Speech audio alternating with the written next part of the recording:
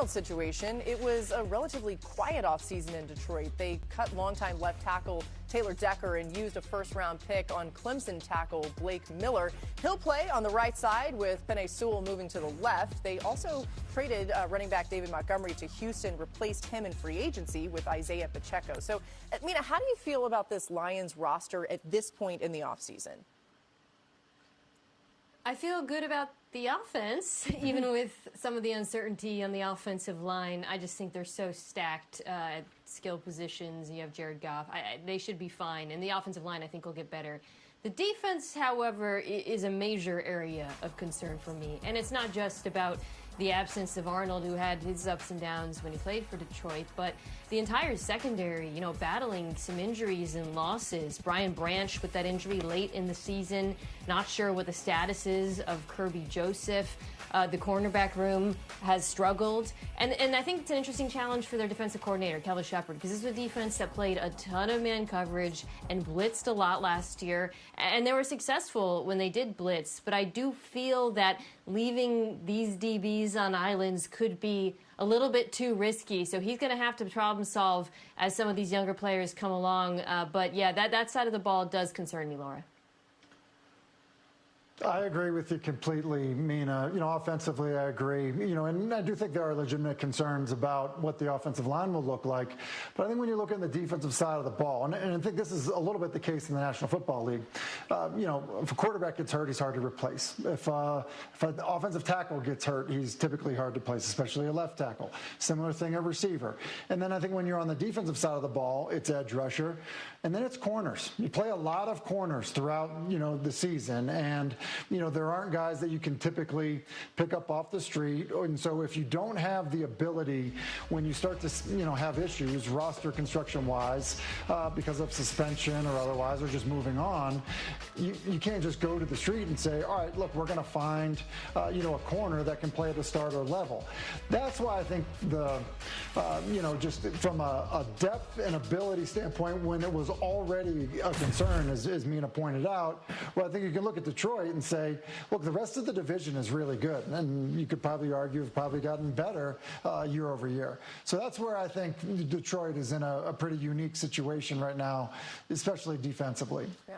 You guys have both of them have mentioned the offensive line. Let's just tap into that for a little bit and why I think it's notable more so than perhaps other teams' offensive lines. We are talking about at least two new starters along the offensive line. One of them will be Cade Mays, the new center they signed in free agency, and, of course, the left tackle question, which seems like it'll be Penei Sewell, moving from right tackle, his longtime spot in the NFL, to his prior home at left tackle. But the reason why the offensive line is important, and not just to the Lions, but to every team, is that perhaps no quarterback that we would put in the category of very good or perhaps even better at times is more influenced by the offensive line than Jared Goff. He's a stationary quarterback, right? He is not a quarterback who has all sorts of second reaction skills where if a Trey Hendrickson, like you're seeing on video, bears down on him, he can make something out of nothing. It's so essential for Jared Goff to have time and space to operate within this offense, which we have seen be amongst the very best in the NFL when Jared Goff is protected. Amongst the reason to be optimistic for the Lions, it is a very good roster overall, and do not overlook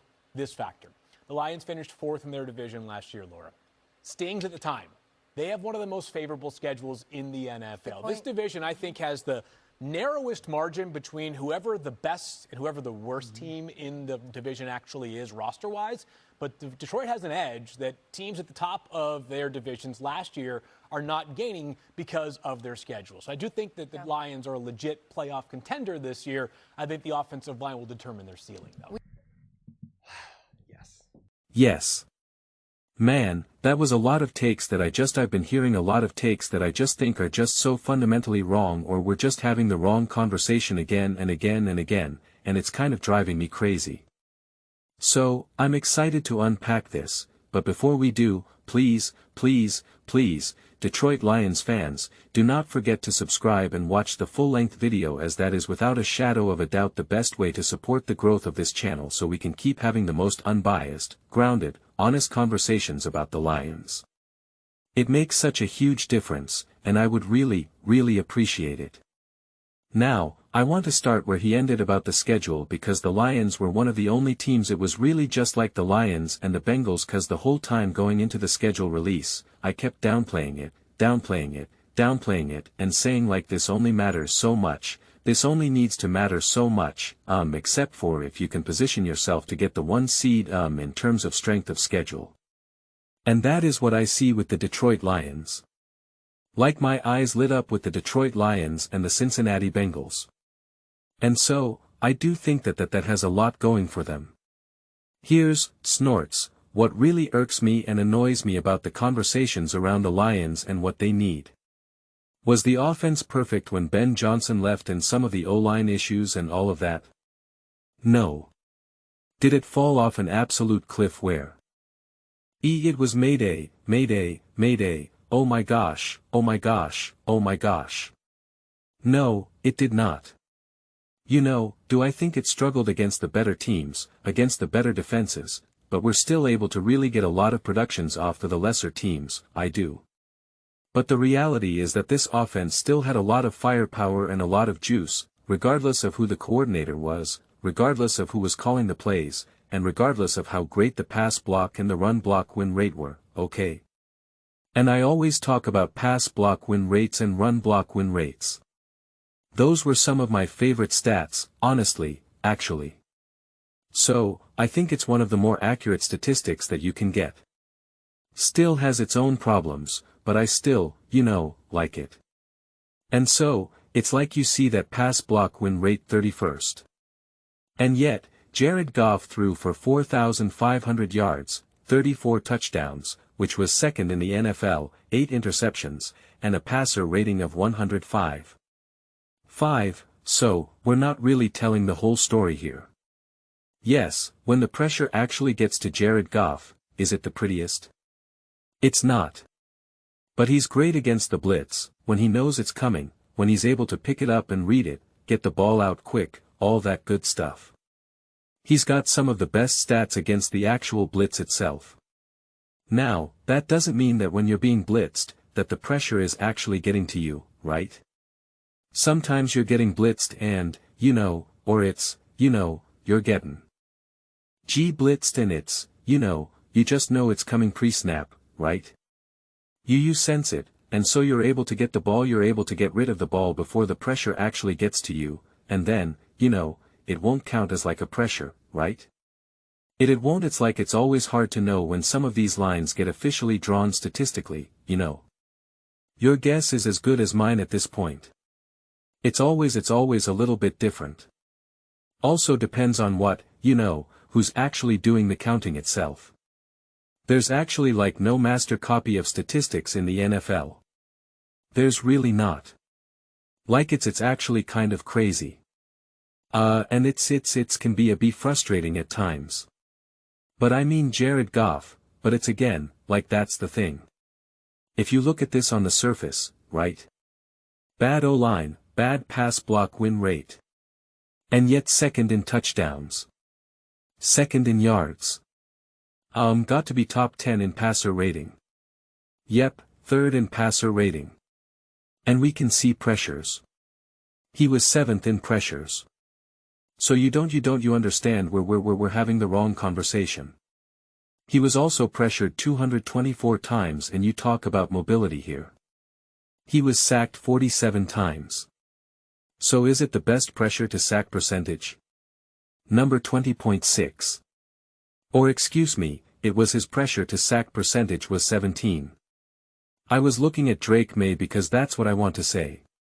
Drake May, who's seen as more mobile and can move around 20.6.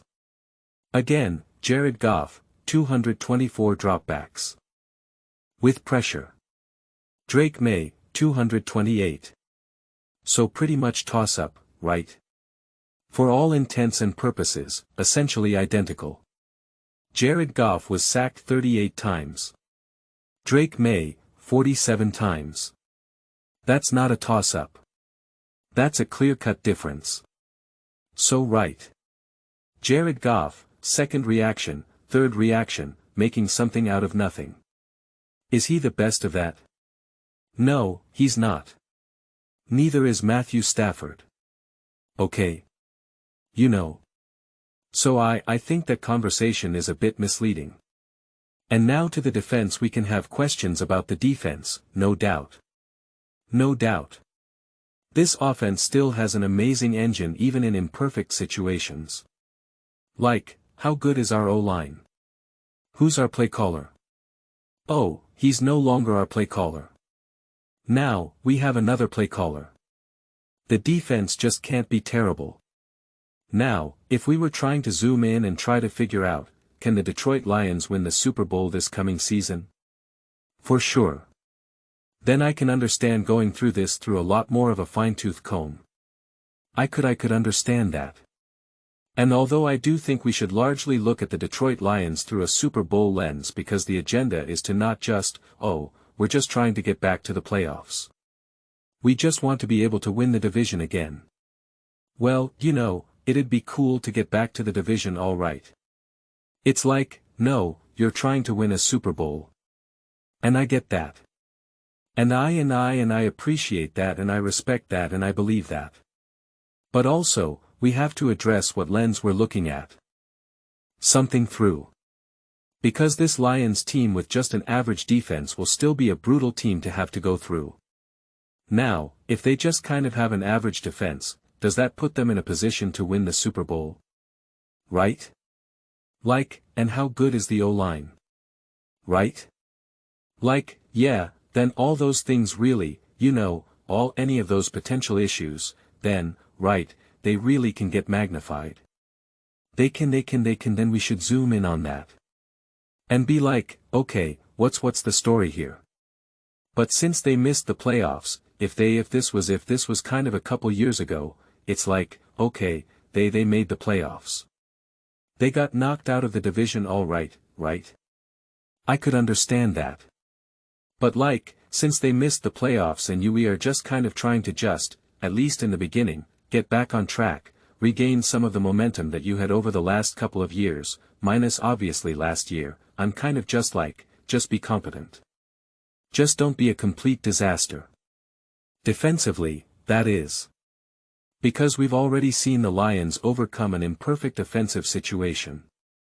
It's like have a decent enough play caller, have a decent enough coordinator, still have some healthy weapons with Amon-Ra St. Brown, Gibbs, Goff, you're going to put up some points, you're going to be competitive, you're going to be there. Now, I've said this a million times, there's still too much emphasis on fourth down conversions, and that needs to be what I always keep saying now is like that needs to be the cherry on top and not the whole sundae, and that's been kind of the problem I feel like the last couple of years at the 49ers or the 49ers, I don't know where that came from. Where the Lions where it's like if you convert the fourth downs, you win, if you don't, you lose, and you need to see that evolve, and it doesn't mean that you still don't go for it on fourth down, so it doesn't mean that you're not aggressive, but you can pretty much just go back and say when they convert the fourth downs, they win, when they don't, they lose. That's too fragile. It's coming down to are you converting these 3 fourth downs throughout the game? It's like you can't have that. Right? Like that you can't have. And so I want to see that evolve. That's actually really the most fragile part of this team and this offense, especially. And I'm using fragile, fragility obviously really loosely. I made the joke I wanted to make a shirt that says, Detroit fragility, 'cause everyone always acts like this team is so fragile. And that's kind of what they're doing here. Oh, no quarterback is more dependent on his O-line than anyone else. It's like, what? It's like, come on, man. What are you talking about right now? Seriously, what are we talking about? It's like, come on. So, yeah, as long as the O-line is actually just slightly better than it was last year, you're still going to have a lot of offensive production. So, then just don't have your defense be living in no man's land. Don't have to go in games thinking that you're going to have to, if you're playing a team like the Rams. 'Cause that was the whole thing. It was like, you go up against the Rams and you're just like, oh boy, we're going to have to score 45 points to win this game. And it was like, let's go. Let's go. Let's go. And that's why even the Rams were going for it on fourth down because they're kind of just like, okay, you stopped us there, but like we don't think you're going to be able to keep stopping us. So, we'll keep rolling the dice. We'll just keep kind of going for it. And it made sense and it worked out for them because they were able to convert those, and that's also why that was more probably why the Lions lost that game against a team that was obviously great. The Rams got to the NFC Championship game. So, it's like the margins are a lot closer.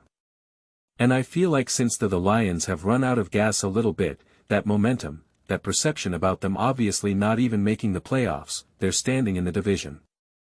So, I get it. It feels like they kind of fell off a cliff. And the reality is they really actually didn't. It's like even in a clearly an imperfect situation, a tinker here and a tinker there, it's like they're like a 12-win team or something. Right? Like they're right there in the who. NT with all the other teams. Like that's what I want to drive home more than anything. This isn't a team that fell off a cliff when we're like, oh my gosh, we got to overhaul everything. It's like that's not quite right. That's not quite it. And in any given moment, this team still has the ability to just overwhelm. I don't care who the coordinator is. I don't care what the O-line is like. It's just like I don't care who's calling the plays. You have the ability to just pile on the points with the best of them. I mean, it's just to the point where I don't even factor it in when watching a season, cause it's just like, oh, well, of course you can do that. I care more about the details. I care more about the little thing. I care more about what you look like in the fourth quarter against the Kansas City Chiefs with 7-minute right, cause it's just like I know you can do all this other stuff. I know, and it's like that's going to happen. And it's great. I respect the heck out of it, but like I'm trying to, cause again in that moment I'm trying to zoom in as much as I possibly can. So it's like I'm trying to really figure out who are you in this moment. And I'm not going to get lost in the glitter over there. So I think you always got to be a little bit extra careful with the Detroit Lions and in kind of what you're perceiving to be the reality, what quality of team you thin.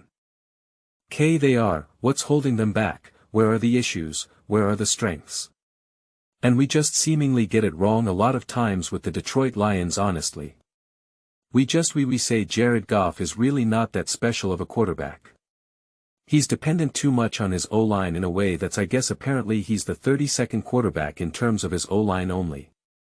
And it's like, and that's what's funny, and again all stats need context, and no stat is perfect. But please, you have to explain that. If you're going to show a stat like this pass block win rate 31st like they showed it, not me. And then say that Jared Goff is more dependent on his O-line than any other quarterback. Well, then you have to explain why he was able to have such a great season then. You have to explain that then. I'm just saying. But those are just my thoughts. I'd absolutely love to hear yours. What do you guys all think about the Detroit Lions? Can they bounce back? How far are they away from being great? What do they need to do? Like, what is the actual realistic potential? And I'm curious also from the Detroit Lions fans, like, how do you guys feel like what's a successful season for you? Right? You felt like before you were in the heart of a Super Bowl window. If you got to an NFC Championship game and lost, if you got to a divisional round and lost, if you won the division, right, they just like what to. You is like, okay, I feel good about where we are. Let me know your thoughts in the comments below. I read every single comment. So whether you agree with me or disagree with me, either way, let's get into some discussions. Let's get into some fights, but ultimately, let's just have some fun. Please do consider subscribing. We're building an amazing community here, and I absolutely love to see you part of it. I want to build something that we all generally feel connected to. Something that we're really excited to be part of. I think we're well on our way to doing it. Please don't forget to give this video a thumbs up, as it really does help visibility and the algorithm. Thank you so much. See you next time.